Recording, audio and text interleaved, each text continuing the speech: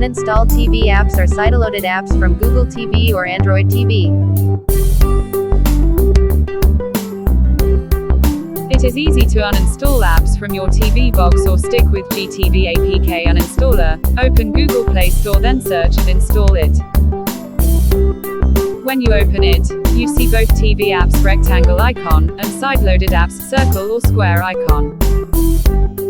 Long press OK button and select uninstall application to uninstall it. Try to uninstall a sideload installed app.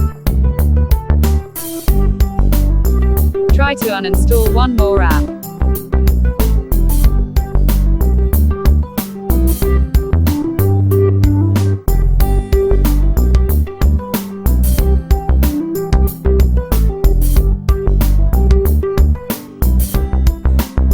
To get the app, press voice button and say open Google Play Store, then search for GTV APK uninstaller for Android TV.